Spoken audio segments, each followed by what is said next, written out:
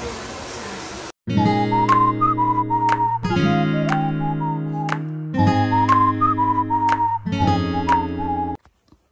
morning guys. So ayan, welcome back to our YouTube channel. And ngayon napag-decidean ko na mag-video kasi kagabi pinapanood namin yung mga YouTube videos namin. Tapos parang na-realize namin ni Bianca na okay din pala na mag-vlog kasi may nababalikan ka, ganun.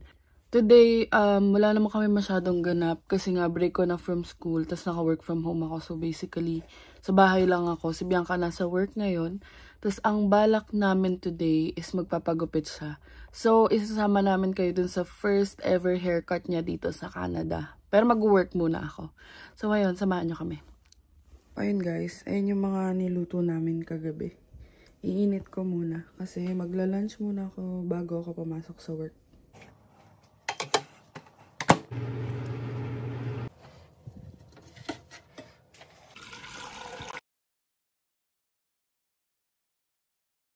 Guys, tapos na ako kumain. Tapos nakapaghugas na rin ako ng pinggan.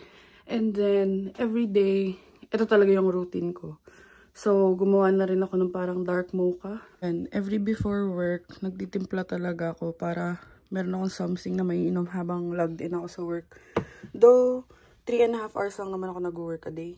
Tapos, after breakfast, or after ko kumain ng tanghali, ayan, umiinom na ako nito. Ito yung sapang liver. Tapos, meron din akong collagen at saka itong vitamin C. So, everyday yan, tagi-isa.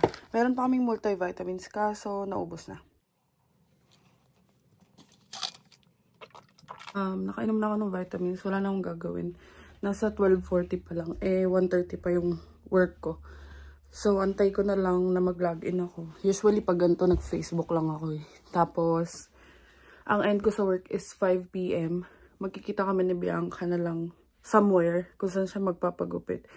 Kasi ang tapos niya naman sa work is mga 4. So, ayun guys. Log in na muna ako sa work. Ayun guys. Work muna tayo. And finally, napag-decidean na ni Bianca kung saan siya magpapagupit. And sabi niya sa Square One na lang daw kami mag-meet. So, mamaya i-update ko kayo pag papunta na akong Square One. Ayun guys. It's already 3:15, 3:19 actually kasi nag-coaching pa ako. So, break namin and meron akong 15 minutes break.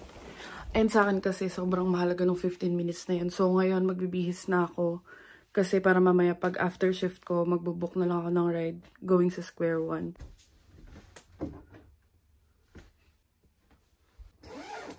So, ito try ko suotin mamaya kaya nag-black and white na lang ako. Hindi ko alam kung kita kasi naka-backcam siya. So, ayun.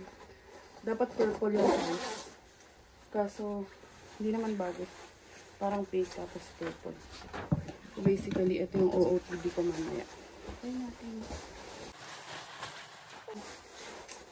Hindi na ako naliligo kasi yun nga yung sabi ko dun sa TikTok videos ko.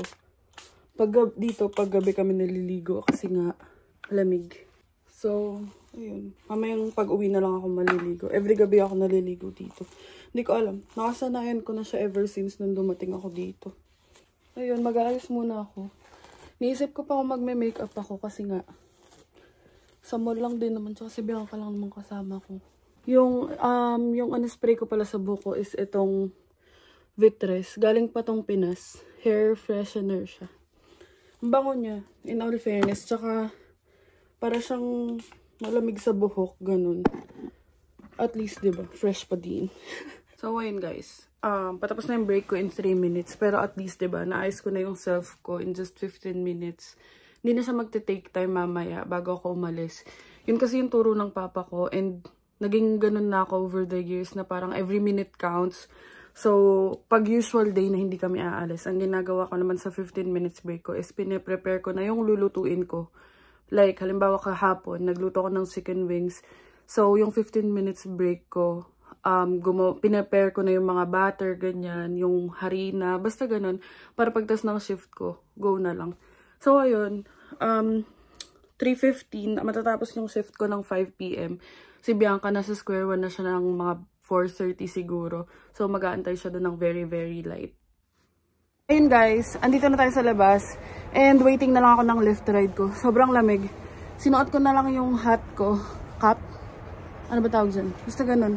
Kasi hindi talaga bagay sa akin mag-bonnet. Tsaka niluluwa ng ulo ko kasi lang ng ulo ko. So, ito lang sinusuot ko kasi nga masakit sa ulo. Kapag lumabas ka tapos walang cover yung ulo mo.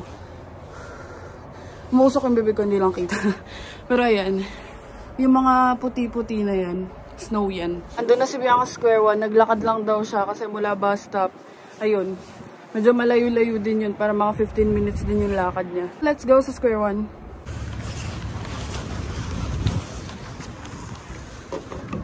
So, life is beautiful. T for earning, you cannot claim your.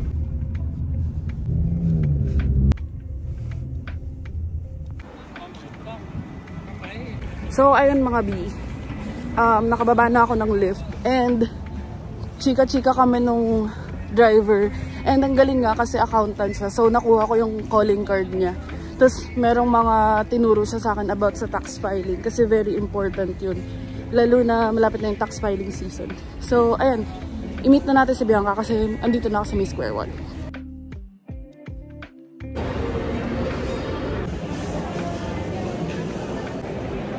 Love. Hello. Ano? Ako yung magpapagupit. Papagupit na siya finally. Pero si CR muna ako kasi ihina ako. Love.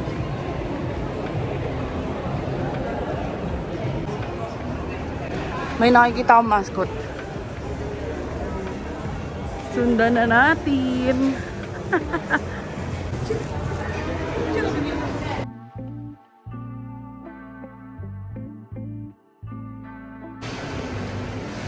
Amazing yung CR dito. May count. Check na ni Bianca kung saan para hindi kami paikot-ikot. Kasi medyo mainit yung suot ko. Charay. Mapagupit na siya. So, hinahanap na lang namin ngayon yung barbershop. Ayun guys. Sobrang hirap nung malamig sa labas, sobra. Tapos pagdating dito sa mall, mainit. Kasi ngayon pinagpapawisan na ako dito sa suot ko. Hindi ko naman siya pwede hubarin kasi mabigat. Ready ka na ba? Na. Sinimulan ng gupitan si Bianca and medyo mura nga dito sa barbershop na to kasi sa ibang barbershop and salon umaabot ng $50 yung gupit. And overall, nagustuhan naman ni Bianca yung outcome kasi yan yung gusto niya ring gupit, yung 2 block. Tingin? Wow! Ba't nandito si Tito Arnold? Guys, ako yung pinagbabayad ni Bianca. Parang it's time na pwede nang tumakbo. Charing. So, ayun guys. Tapos na siya magpagupit. Yes, fresh na siya uli. Yung total ng gupit niya is $38 after tax na yun. Tapos nag-add lang siya ng tip kasi siya yung nagbayad ng $5. So, $43 in total. Ayun, sulit naman. Sabi ko nga sulitin niya pa, magpakalbo na siya. Para sulit yung 2,000. Pero yun, maganda naman yung kinalabasan. And dito, nakita niya naman, parang per seat, meron sila nung panghugasan ng ulo. Saka blower. Yun. Pupunta muna kami ng Best Buy. Kasi magpapapalit ako ng tempered glass. Kasi nga, yung subscription ko, unlimited na palit siya. Basta may crack lang ng onte, pwede ko siya papalitan. Yan, dito na kami sa Best Buy.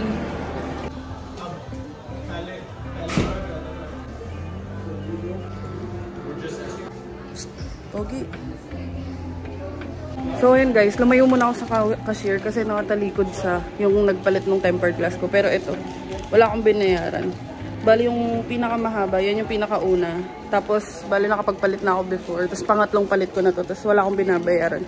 For a whole year yung subscription ko para sa tempered glass. So, yun guys. Good as new na siya. Kanina kasi may parang crack dito na maliit sa gilid. So, ayun. Ito na siya. Maayos na. Actually, malaki rin yung natitipid ko. Kasi kapag bibili ka ng tempered glass dito, parang nasa $30 to $40. Or merong tag $20. Pero syempre, kesa 20 ng 20. Ito, isang beses lang ako nagbayad ng $22. Tapos unlimited na siya for 1 year. Ngayon, pupunta na kami sa Walmart. Bibili ako ng hairspray. Walmart. Dito, nakahiwala yung elevator para sa cart. Di ko lang mapakita kasi wala akong cart. So, ayun guys, andito na kami sa Walmart and mag-iikot-ikot lang kami. Binaba ko na rin muna yung jacket ko kasi sobrang bigat talaga. Tsaka ang init, pinagpapawisan na yung likod ko. Ayan, nag-washroom lang si Bianca sa galit. Dito ngayon sa Walmart, maraming sale kasi nga magpapasko na. Lalo ng mga chocolates, gustong-gusto niya. You know, $6. Bagong gupit. Pogi ni Sam. Samar mo. Ito yung nakita ko. $5 siya. Pero meron din kasing $4. So, hindi ko alam kung anong bibiling ko. Bumili rin kami ng face towel. Kasi, grabe yung acne. Tsaka napanood ko sa TikTok, dapat iba yung towel sa face. So, wala kaming nahanap nung hinahanap namin. Ang nabili lang namin is hair spray at saka face towel. So, lipat kami sa ibang store. Ganito magbayad dito. Ikaw magsascan. Oo. Or ito. And tapos, dapat lagi ka may dalang eco bag. Kasi wala silang free na bag dito. Okay, so syempre, pila kami dito sa Tim Hortons. Medyo mahaba lang, pero mabilis naman gumalaw yan. Okay, since gutom na nga daw si Bianca, bumili lang kami ng Tims at saka muffin. Pero hindi na kami nag-coffee kasi may mga pasok pa kami bukas. So, sa kanya hot chocolate. Sa akin, ayun nga, since naiinitan na ako and wala silang iced chocolate, pinalagyan ko na lang ice yung hot chocolate. Para iced chocolate. So, ayun, kain muna kami.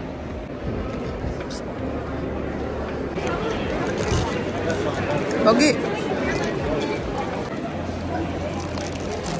Ako napansin kasi may aso.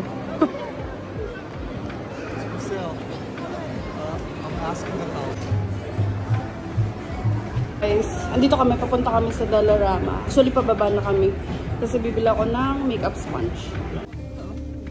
Ayan pala yung sponge eh. Kada parte ng mukha mo. Isa lang. Ano ito? $1.75. Kano? Pang makeup.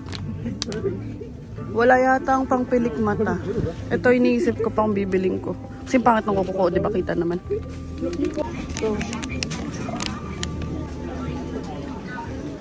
So dito, bawal mandugas kasi meron silang camera.